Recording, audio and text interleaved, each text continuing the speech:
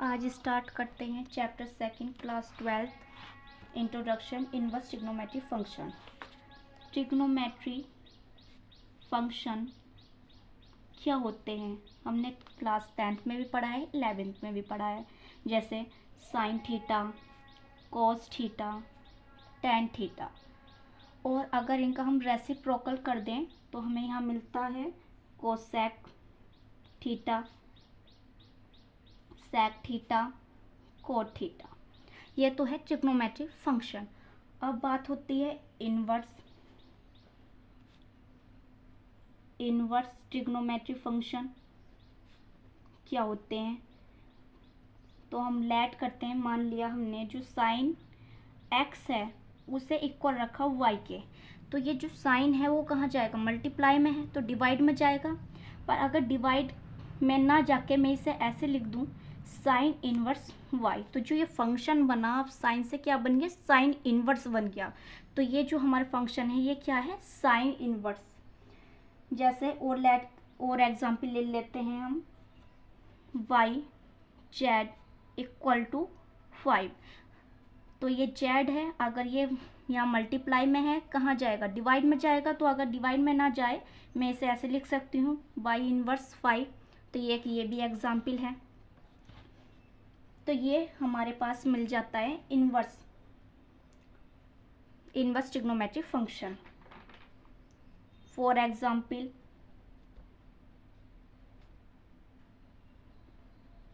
एक और एग्जाम्पल ले लेते हैं, जैसे हमारे पास है साइन इनवर्स 1/2 हमें दे रखा है, ये दे रखा है। तो मैं पहले क्या करना है, इसमें लेट करना है, एक्स मान लो या वाई मान लो, कुछ भी मान लो, चलो एक्स मान लेते हैं। तो ये साइन इनवर्स है। अब यहाँ जो साइन इनवर्स का इसका मतलब क्या है, इसका मतलब ये है कि जो साइन इनवर्स है ये हमारे पास ये ऐसी तो है, इसे इक्वल ये भी तो रख सकते हैं। तो ये क्या है, अपोन में मान के चलो आप, तो ये अपोन में है तो ये कहाँ जाएगा, मल्टीप्लाई में जाएगा। तो 1/2 साइन एक्स ये, और साइन एक्स में जो 1/2 वैल्यू होती है वो किसकी होती है, वो 30 की वैल्यू होती है। तो ये साइन से साइन कैंसिल आउट हो जाते हैं अपने आप में, और फिर ये जो हो गया साइन 30 आ गया, ये हमारे पास इसकी वैल्यू आ गई है। इतनी बात क्लियर है। अब एंगल की बात करते हैं। एंगल जो होता है वो हमें यहाँ डिग्री में नहीं रखना होता, हमें इसे चेंज करना पड़ता है रेडियन में। तो हमें इसे जो एंगल है उसे रेडियन में कैसे चेंज करते हैं, तो हमें क्या करना है, डिग्री से रेडियन में हमें चेंज करना है। तो डिग्री से हमें रेडियन में चेंज करना है। तो हम क्या करेंगे, जैसे एक सर्किल होता है, वो सर्किल टोटल कितना होता है, 360 होता है। तो 360 डिग्री होता है, तो हम उसे क्या लिख सकते हैं, उसे हम लिखते हैं 2 पाई। वो 2 पाई के इक्वल होता है। 180 उसका हाफ है तो किसके इक्वल होगा, पाई के इक्वल होगा। और जो हमारे पास आता है 90 डिग्री किसके इक्वल होता है, पाई/2 के इक्वल होता है। और 45, अब हमारे पास आता है 45 डिग्री जो होता है वो इक्वल होता है पाई/4 के। पर ये तो हमारे पास वैल्यू है। अगर अदर बात आ जाए, जैसे 30 निकला भी एंगल, तो जो 30 है उसे अगर हमें चेंज करना है पाई में, तो उसे हम कैसे चेंज करेंगे, जैसे हमारे पास 30 है उसकी हमें मल्टीप्लाई करनी पड़ेगी पाई/180 डिग्री से। तो ये 0 से 0 कैंसिल हुआ, 3 से 6 बार जाएगा, तो हमारे पास क्या है पाई/6। तो हम ये वैल्यू हमारे पास आ गई। तो हम इसे यहाँ ये भी लिख सकते हैं, क्या लिख सकते हैं कि पाई/6। तो आंसर हमें जो जब भी इसमें लिखना होगा वो हम इसमें रेडियन में लिखेंगे, तो ये हमारा आंसर होगा पाई/6। अब ट्रिग्नोमेट्री टेबल पर आ जाते हैं। ट्रिग्नोमेट्री टेबल वैल्यू क्या क्या होती हैं, साइन,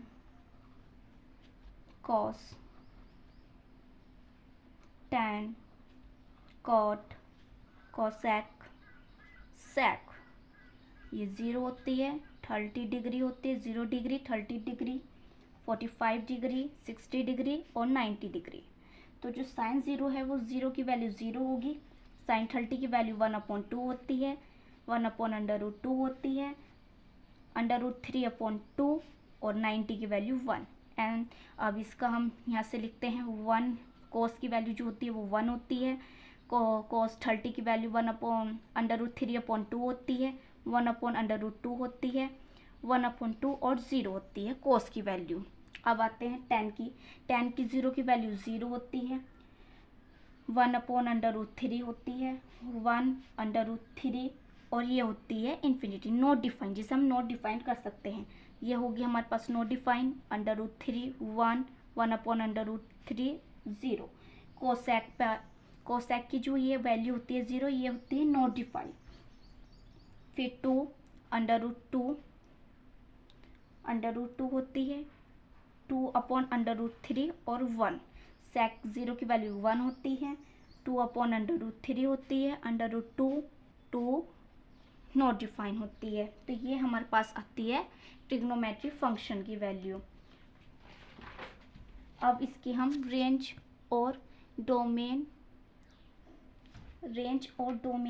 पे अब नेक्स्ट स्टेप मूव करते हैं। रेंज और डोमेन की क्या होती है। तो फर्स्ट फंक्शन जो हमारे पास होता है वो होता है साइन इनवर्स। साइन इनवर्स की फर्स्ट रेंज क्या होती है और डोमेन क्या होती है। तो इसकी जो डोमेन होती है साइन इनवर्स की वो होती है -1 से 1 तक, और इसकी जो रेंज होती है वो होती है -π/2 से π/2, जिसे हम क्या बोल सकते हैं -90 से 90, -90 में से 90 होती है। तो ये हमारे पास रेंज, और रेंज को यहाँ जो बोला गया है यहाँ इसे प्रिंसिपल वैल्यू भी कहते हैं। जो रेंज होती है ये प्रिंसिपल वैल्यू भी होती है। तो अब ये रेंज है और रेंज जो होती है वो प्रिंसिपल वैल्यू भी होती है। तो अब इसका ग्राफ बनाते हैं। ग्राफ कैसे बनता है, जो ग्राफ है ये x y, ये 1 आएगा, यहाँ आएगा -1, यहाँ π/2 -π/2।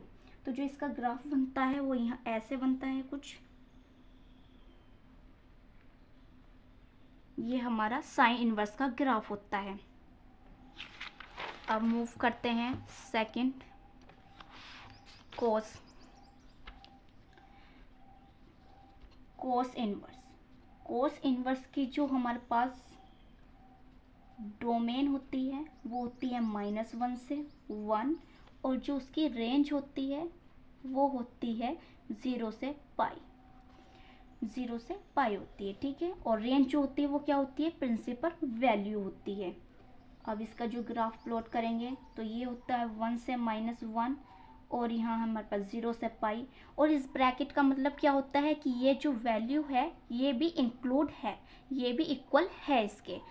तो जो इसकी वैल्यू, इसके बीच में क्या आ रहा होगा 0 और π से π/2 आ रहा होगा, सिंपल है। तो जो π/2 होगा तो इसका ग्राफ कुछ ये प्लॉट होगा। क्लियर है इतनी बात। अब थर्ड पे चलते हैं हम। थर्ड पे हमारे पास कोसेक इनवर्स। कोसेक इनवर्स की जो हमारे पास डोमेन होती है वो होती है हमारे पास -∞ से 1 यूनियन 1 से इन्फिनिटी, ये हमारे पास डोमेन होती है। और इसकी जो रेंज होती है वो हमारे पास रेंज ये आती है -π/2 से π/2, और इसमें क्या इंक्लूड नहीं होता है, इसमें 0 इंक्लूड नहीं होता है, इसमें 0 इंक्लूड नहीं होता है। तो इसका ग्राफ कैसे बनेगा,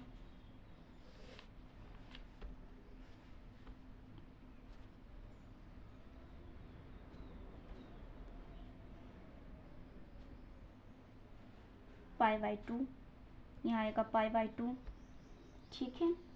और इसमें जो है वो 0 इंक्लूड नहीं होता है, तो यहाँ 0 होगा, तो यहाँ कहीं ना कहीं 0 होगा, तो ये 0 होगा, तो यहाँ ये डॉटेड से दिखाएंगे। तो ये जो होगा यहाँ ये इंक्लूड नहीं होगी, इसमें 0 इंक्लूड नहीं है, तो जो इसका ग्राफ बनेगा वो ऐसे बनेगा।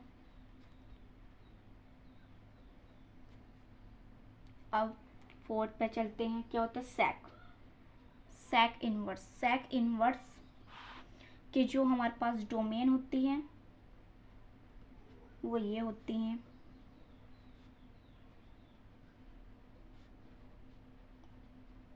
और उसकी जो रेंज होती है, रेंज ये होती है 0 से π। और इसमें क्या इंक्लूड नहीं होता है, इसमें इंक्लूड नहीं होता है π/2, ये इंक्लूड इसमें नहीं होता है। तो इसका ग्राफ ऐसे बनता है कुछ, एक्स वाई, यहाँ 0 होगा, 1 -1 0 पाई, बीच में आ रहा होगा पाई/2। तो ये इसमें इंक्लूड नहीं होगा, तो मैंने क्या ऊपर बताया, तो इसे हम क्या शो करेंगे, डॉटेड से शो करेंगे। तो हमने इसे डॉटेड से दिखा दिया, तो इसका ग्राफ ऐसे बनेगा।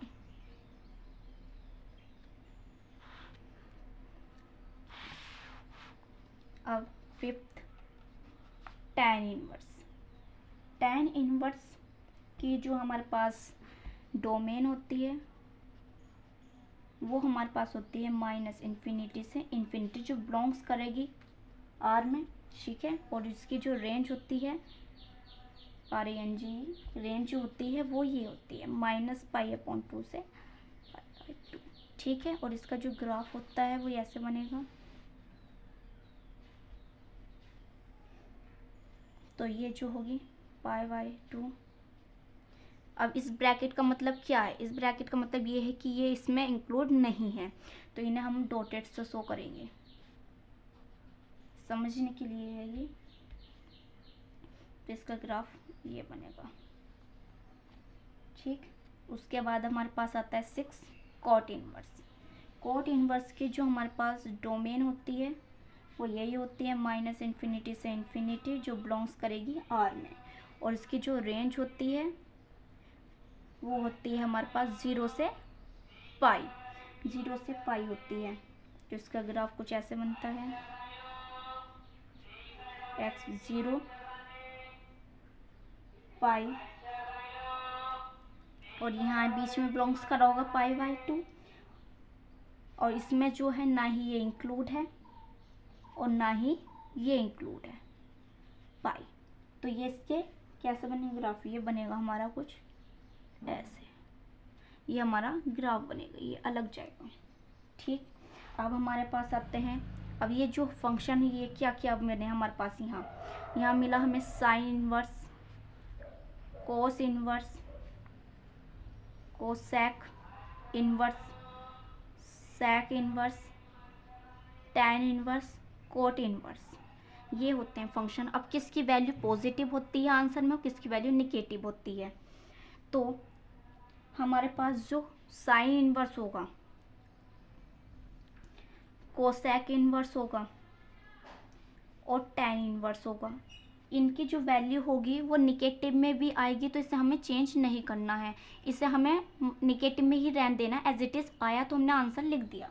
पर अगर हमारे पास आती है कोस इनवर्स, सेक इनवर्स और कोट इनवर्स, तो अगर इसकी वैल्यू निगेटिव में आई तो हमें इसे चेंज करना पड़ेगा पॉजिटिव में, इसे हमें निगेटिव में नहीं रखते हैं, इसे हमें चेंज करना पड़ता है पॉजिटिव में। तो ये हमें ध्यान रखना है इस बात का।